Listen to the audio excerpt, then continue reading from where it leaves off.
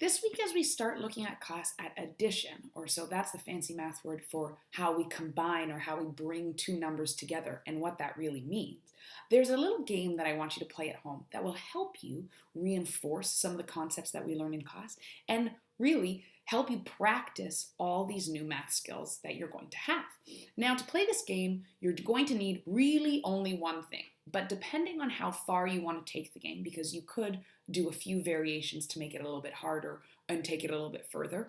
But the basic game, you're just going to need a deck of cards. And what I want you to do with that deck of cards is I want you to separate it into two piles.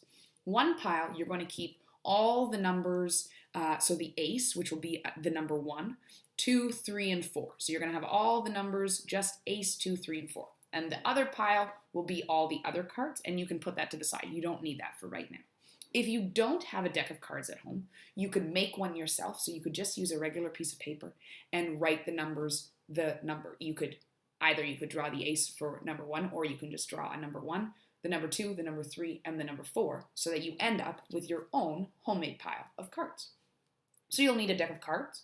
You'll also need some sort of manipulative. So that's the word we hear a lot in math class, and that's something that you can touch. So you could either use, if you have some sort of counters or snap cubes, you can use those like we have in class, or you can even just use pieces of Lego, or I found, and I'm going to use some chopsticks. So I have 2 different color chopsticks, so I'm going to use those to help me. Another thing you're going to need, if you want, so this part is also optional, is something to write on. So I have my hundreds board here that I'm going to pretend is just a blank whiteboard, and I have my marker. You can use just a pencil and paper, you can use a Post-it and a marker, anything you want that you can sort of write something down. So this week in class, we're looking a lot at how we bring numbers together, what that looks like when we're actually touching and feeling things, and we're also working on representing that in math sentences. So when I say 1 plus 1, I know that that equals 2 because I can see on my fingers that I have 2 fingers up. But we also are looking at how if we write a math sentence, we can write the numbers, the numerals, in a sentence to represent the same thing. So I have 1 plus 1 equals 2. So during the game, you're going to represent the math sentences, so the addition sentences, 2 different ways. You're going to represent them using your manipulative, so I'm going to use my chopsticks, and if you want, you can also practice representing them using number sentences. So, the game. Here's how it's going to work. You are going to take all of your cards from 1 to 4, and you're going to lay them out in a grid.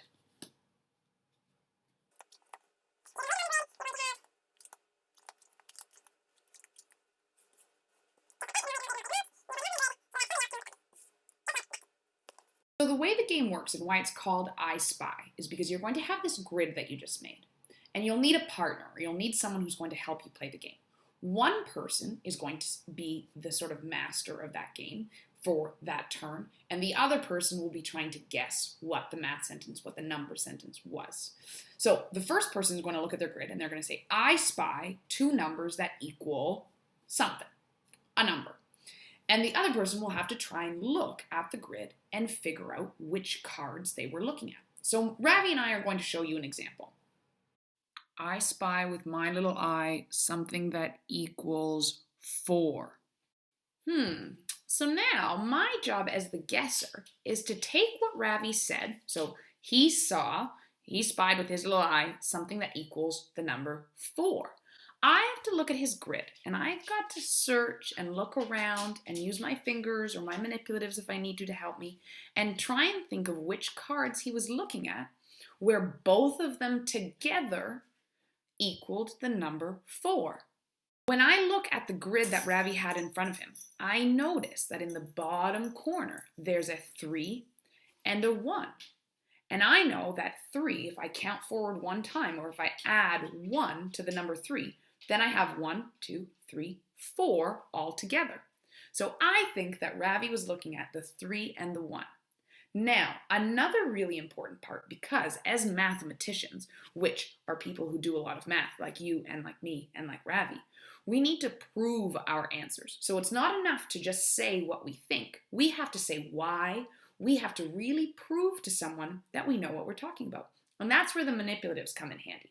Because if I'm going to say that I think Ravi used the card with the number 3 and the card with the number 1, I'm going to use my chopsticks, my manipulatives, to show that if I had 3 of the dark brown chopsticks and I added 1 more, then all together I would have 1, 2, 3, 4. So I'm going to use my manipulatives to prove my answer, to show that I'm right, that I knew what I was doing. After that, I can use the piece of paper that I had to write the math sentence. So I'm on my hundreds chart. I'm going to write 3 plus 1 equals 4 to show that that's what we were looking at.